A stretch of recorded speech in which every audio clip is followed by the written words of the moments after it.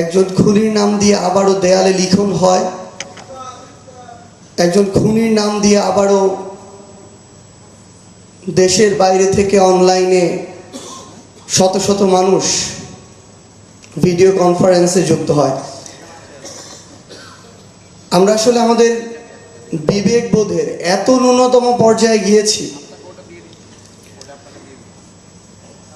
যখনই এই বিষয়গুলো নিয়ে কথা বলা এখন শুরু করি, আসলে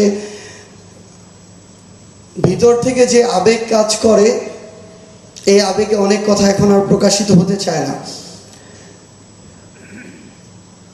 এই পরিবারগুলোর একটি পরিবারের কথা যখন শোনা হয়, আমরা এখন বাংলাদেশে যা নিয়ে ব্যস্ত সেই জিনিসগুলো আমরা সত্যি কথা বলতে ভুলে যাই। কিন্তু এখনই এই বাংলাদেশের যে চিত্র, মানে কিছু জিনিস বলতে খারাপ শোনায়, কিন্তু আমরা আসলে মানুষ হিসেবে হয়তো এখনো খুব ভালো হয়ে উঠতে পারিনি, জাতি হিসেবে এখনো স্বার্থের বাইরে বের হতে পারিনি।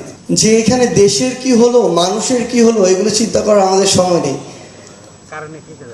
মাঝে মাঝে আসলে আমাদের নিজেদেরকে, আমাদের চারপাশে যারা আছে, এই সিস্টেমটি যাদেরকে দিয়ে চলছে, এদের অধিকাংশ মানুষকে এত বেশি স্বার্থপর মনে হয়, তখন মনে হয় যে এই যে এত এত মানুষ জীবন দিল, রক্ত দিল, এত পরিবারের এত হাহাকার, এগুলোর আসলে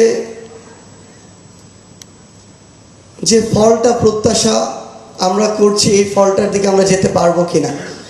আমরা যদি নিজেরা ঐক্যবদ্ধ থাকি, আমাদের ভিতরে যদি এই 24-এর ছাত্র জনতার জীবন এবং রক্তের যে স্পিরিট সেটি থাকে, এবং আল্লাহ যদি আমাদের সহায় থাকেন, তাহলে অবশ্যই যেই বাংলাদেশের স্বপ্ন আমরা দেখি, যেই উত্তরের স্বপ্ন আমরা দেখি, সেটি আমরা প্রতিষ্ঠা করতে পারবো ইনশাআল্লাহ। আপনাদের সাথে আমাদের আবারও দেখা হবে, হয়তো খুনি, হয়তো কোনো ফ্যাসিস্ট, তাদের বিরুদ্ধে সংগ্রামের রাজপথে, অথবা বিজয়।